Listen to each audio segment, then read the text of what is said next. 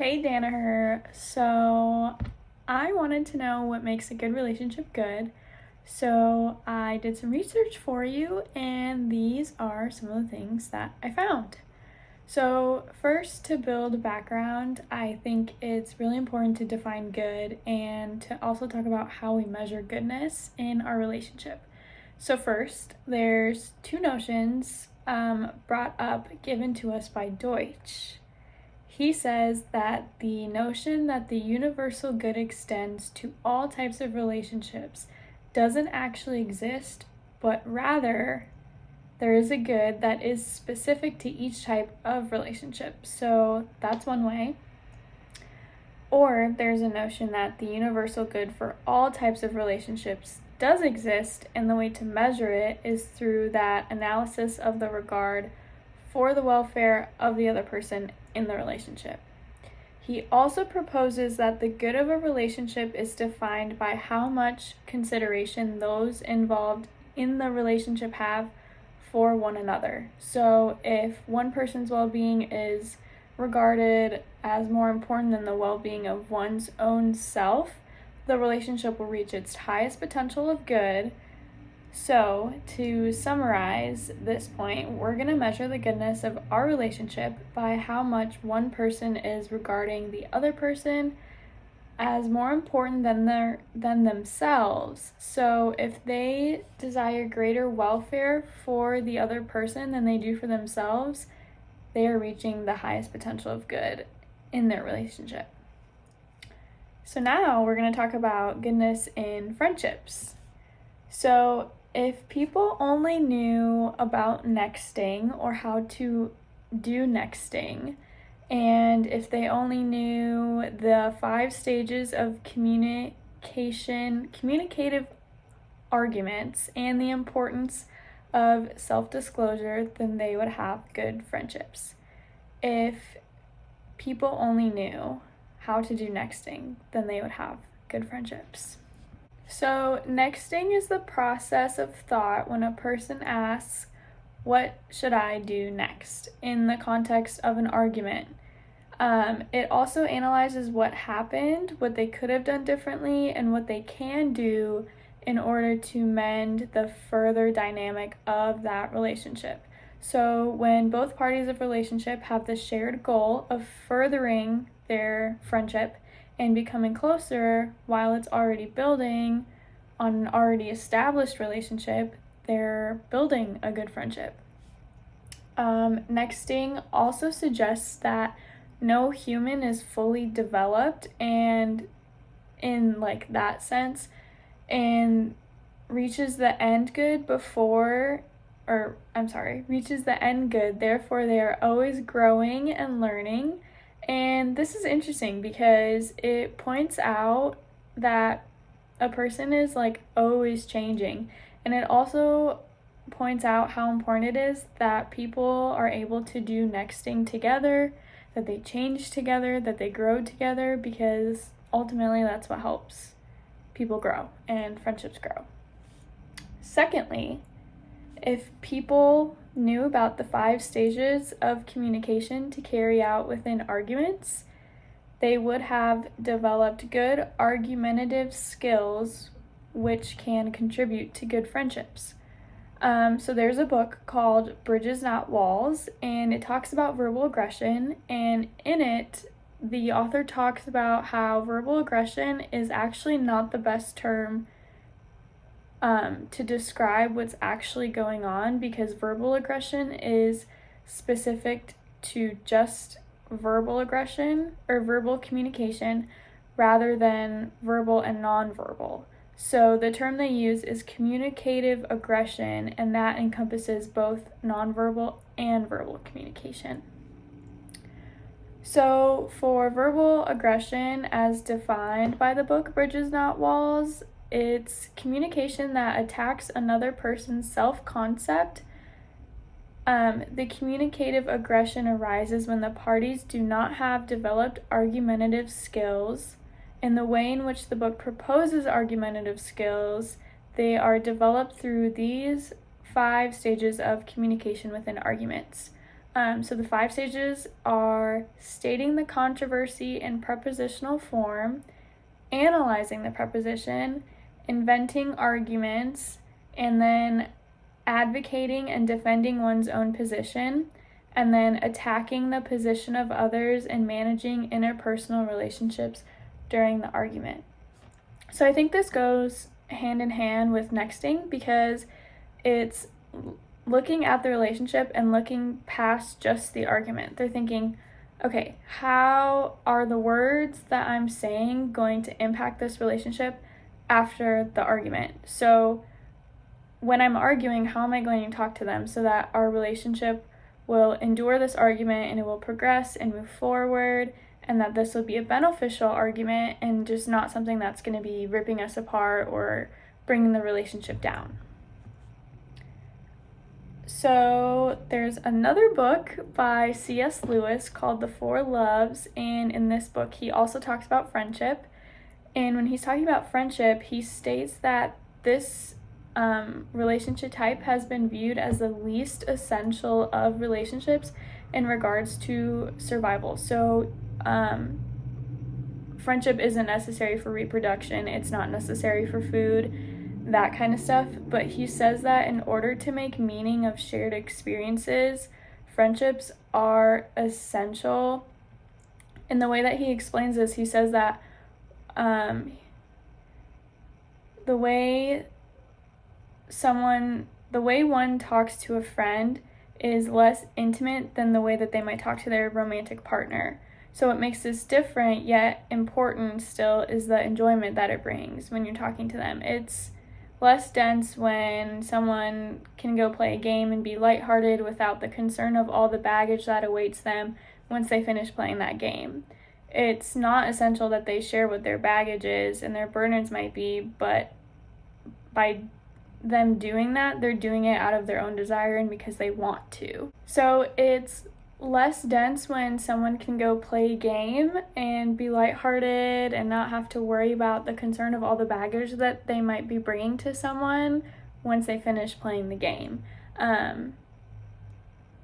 It's not essential to them that they share what their baggage and their burdens might be, but if they do decide to do that, then it's out of their own desire and they feel comfortable doing it. And this is kind of like self-disclosure in a way, wanting to share and wanting to disclose things that you might not do with someone else. So self-disclosure in friendship plays a huge role in the feeling of closeness within the relationship when someone is sharing an experience they might be having in their current state or current emotions with their family or other friends. They're stepping into vulnerability as well. So self-disclosure and friendship plays a huge role in the feeling of closeness within the friendship relationship. So when someone is sharing and experiencing that they may be having in their current state of emotion with their family or other friends, or other type of experiences that they're having or going through, they're stepping into vulnerability. And by presenting themselves as vulnerable, they're risking like potential betrayal from the other person or inviting that person to carry some of their burden. And so that's why vulnerability can just be a beautiful thing, because you're trusting this other person, like they're kind of like stripping your outer shell and showing them like the inner, like what is actually going on in your true emotions and things that you probably wouldn't share with just anybody else. So those are self-disclosing relationships. They're integral the development of people at any age. So friendships, they're important because they allow us to self-disclose and share experiences, making meaning and having meaningful relationships. So in these relationships, again, it's pointing back to this ultimate good of trying to regard the other person as more important than yourself. So in the self-disclosing example, when you tell somebody what's going on and you're inviting them in, the way that they respond and in order to have a good relationship or reaching the highest potential of good would be in a way that regards them as more important than themselves. So they're going to pour into you regardless of how much you pour back into them. That's the sign of a really good friend. And in the example of the 5 stages of communication within arguments, that's looking at the relationship and desiring it more than to be right, or desiring it more to be fruitful and beneficial in the end, and to win the argument. Also with nexting, it's ultimately trying to continue a relationship and making sure it's growing and thriving and beneficial and beautiful. Nexting, it's great. Everyone needs to be doing it. So next, we're going to talk about what makes a workplace relationship good. So I found this excerpt from Radical Discipleship. It's really good. So I'm going to start reading it. So it says, radical discipleship calls from worldly authority, from allegiance merely to the organizations and people of this world, and leads us to declare our allegiance to Jesus Christ. Our communication is not merely on behalf of corporations, governments, or even churches. It is under the authority of our Creator and Redeemer. We might need to resist fashionable norms by rejecting offers of jobs that would require us to communicate deceptively or to treat others as less than image bearers of God. This pertains to the concept of workplace relationships when we are communicating in such a way that prioritizes the recognition of people at hand as image bearers of God. That changes the way we treat them. Whether that's in a consumer to seller relationship or between coworkers, both are going to be impacted. It also impacts how somebody decides where to work. So the communication of authority and the organization attracts or repels those seeking an environment where healthy communication strategy is in place and is working. It also indirectly said that freedom is a value that is held within an organization, allowing people to personal freedom to say what they want is important. There isn't any initial parameters around what people may or may not talk about, but when a person oversteps the boundaries that are there's going to be repercussions to pay. And again, this is just pointing to holding the other person's welfare as more important above their own welfare. So, for example, when you meet somebody at work and they're really bothering you, you feel like they're not just doing their job well or as capable as you know that they can do it, it's important to still look at them as image bearers of God, because they are, and recognizing that they are capable and that they're able to do that, and they're still a valuable part in the workplace. In the context of workplace relationships, you want to keep that in mind and recognize that you're not under the authority of the people above you, but rather you're under the authority of Jesus Christ. And so that's who we answer to, and that's who we need to honor, and we honor him by honoring his people. So keeping that in mind, that helps in order to develop these work relationships that pushes towards the greater good, which is holding your coworkers' welfare above the welfare of ourselves, because for the greater good. So another example, so let's say you're at work and your coworker's really bothering you. They're telling you that you didn't do a good job and you need to restart the entire project you just did. So the task forgiveness model will really set this in place in order to forgive the person that is just really bothering you at work. So step 1 of the task forgiveness model is to confront the transgression.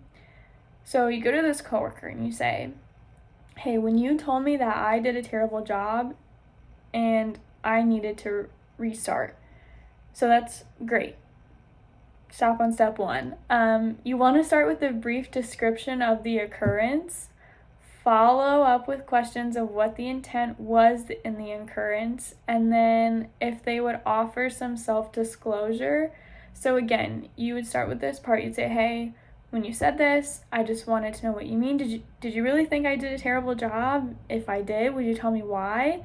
So you want to ask for those self-disclosure and see if they'll open up to you, and asking if they could offer any kind of reasoning if they had a bad experience with whatever you're working on. And maybe by bringing this past experience into the current situation, maybe it really wasn't about your work. Maybe it was just about that they just don't like the topic you're talking about because it reminds them of something that they went through that they didn't like. So it's important to acknowledge hurt and recognize the rational bounds and rules that were crossed. So you would say, when you told me it was terrible, I felt like that crossed our relational boundaries because that's not the kind of language we use in the workplace. So next time you don't appreciate my work, maybe tell me, hey, in this specific situation, this specific part of this project you're working on, I really didn't appreciate how you wrote that or how you did that, and then it would be more beneficial and you'd be able to fix it for the next time. So by doing this, the situation is recognized, internalized, and externalized. Ideally, it's resulting in complete forgiveness, and also it helps the next time, God forbid, if you have this kind of experience again. I also found this article. It's called Good Communication at Work Can Open the Gateway to Better Relationships. Doesn't that sound like something you want to read and share to your next class? So what I found in this article was that communication and interpersonal skills are frequently used interchangeably. So interpersonal communication skills, that's how we talk to people, it's how we talk to one another, it's how we relate to people, how we engage in conversation. Interpersonal skills differ to communication because the emphasis is on self-awareness, active listening, attentive listening, being sensitive of the other person's feelings, and then observing like verbal and nonverbal reactions. So these skills are actually really helpful in the workplace and in workplace relationships because you can tell when somebody doesn't want to talk. You can tell if somebody wants to go deeper and expanding on something that they're experiencing and going through, and they're talking about that with you, and they want to take those steps towards self-disclosure with you. But you need to establish those kinds of boundaries in the workplace relationships. So going back to what radical discipleship indirectly said about freedom of speech in the workplace, people can say what they want until they go too far, right? And so when they go too far with these interpersonal skills, you can approach them and explain to them that they did go too far and what they were talking about. So these interpersonal skills are really important to have. And then with being sensitive to the other person's feelings and the reactions of the other person, that's what that's talking about, and active listening. So in workplace relationships, you're going to be talking about ideas, business, project, like togetherness, whatever it is that you're working on. So it's important to engage and be an active listener so that you can repeat back to them what you just heard, kind of like Communistar. I know we talked about that. And it'll just help you to do better on your future projects, future assignments in your workplace, and hopefully you and your coworker will be able to do the best that you can on your assignments at work, and to the best of both of your abilities. So kind of to sum up, these relationships are all pointing to the greater good of the other person, and they're looking out for the welfare of the other person.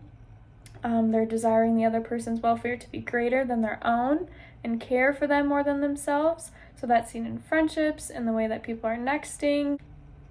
And then the 5 stages of communication and arguments. It's important to self-disclosure.